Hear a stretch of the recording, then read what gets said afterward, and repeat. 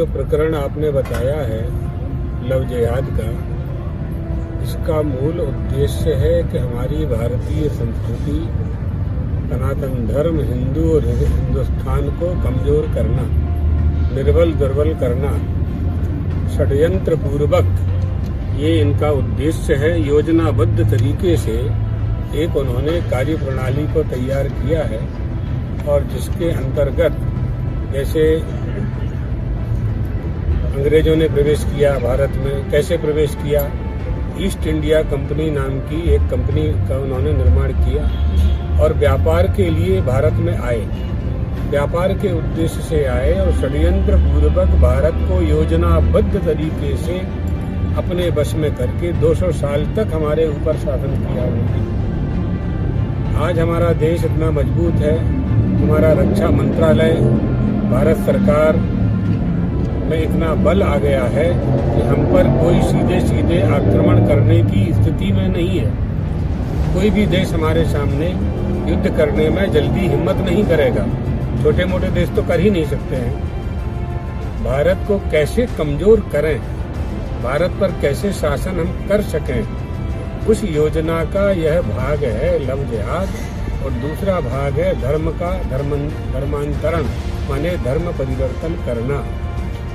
जिस तरह से ये लव जिहाद का इन्होंने षड्यंत्र किया हुआ है, इसी तरह से ईसाई मिशनरियों ने भी धर्मांतरण करने के लिए योजनाबद्ध तरीके से सेवा का माध्यम बना करके, योजना बना करके हमारे भोले भाले लोगों को लोभ देकर, प्रलोभन देकर उनको भी इसी तरह से धर्मांतरित कर रहे हैं। हिंदुओं की संख्या कम करना है, इसके लिए समाज को और सरकार को, दोनों को ही जागृत होना पड़ेगा।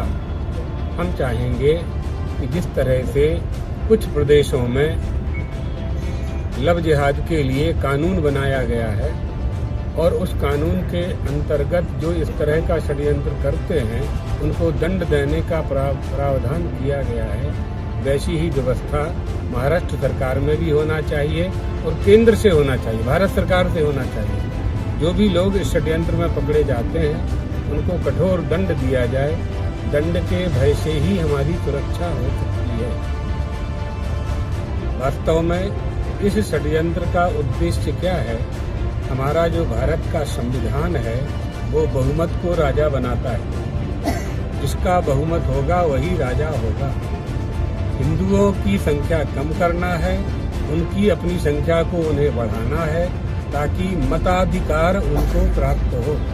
उस मताधिकार के बल पर वो, हमने आपको बताया कि भारत पर सीधे सीधे अब कोई शासन नहीं कर सकता, तो भारत के नियमों के अनुसार ही भारत में प्रवेश कर भारत का शासन अपने हाथ में लेना चाहते हैं। ये बहुत सोची समझी योजना है, इसे भारत सरकार को भी समझना चाहिए, हर राजनीतिक पार्टियों को समझना चाहिए, हर राज्य के मुख्यमंत्रियों को समझना चाहिए और हमारी जो संस्थाएं हैं, जो धार्मिक और सामाजिक संस्थाएं हैं, जो भारत को भारत के रूप में देखना चाहती हैं, जो हिंदुस्तान के प्रति जिनका प्रेम है, जो राष्ट्र प्रेमी हैं, उन सब को सावधान होने की आवश्यकता है। इस षड्यंत्र से हम जो आने वाली पीढ़ी है, हमारे जो बालक बालिकाएं हैं, उनको अपने बस में करते हैं, उस षड्यंत्र को हम समझें और हम शिक्षा के द्वारा, संदेश के द्वारा, धार्मिक कार्यक्रमों के द्वारा जागरूक करें। इसलिए हम लोगों ने ये एक अभियान उठाया था, अभी भी चल रहा है, कि हमारे बालकों को स्कूलों में धर्म की शिक्षा दी जानी चाहिए। जब स्कूलों में धर्म की शिक्षा दी जाएगी तो हमारे कोई भी हिंदू बालक बालिका उनके षड्यंत्र में नहीं आएंगे।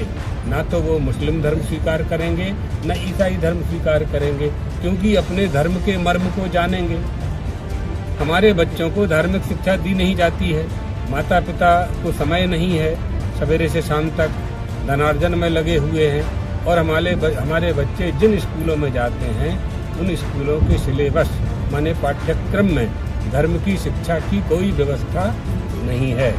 इसलिए ये संविधान में, HRD में मानव संसाधन मंत्रालय में, शिक्षा मंत्रालय में ये विधान किया जाना चाहिए कि हमारे हिंदू बच्चों को हिंदू धर्म की शिक्षा दी जाए।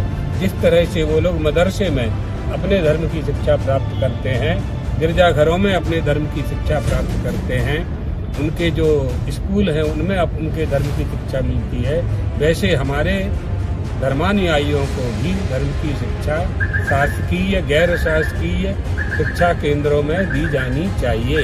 तभी हम इनसे सामना कर पाएंगे।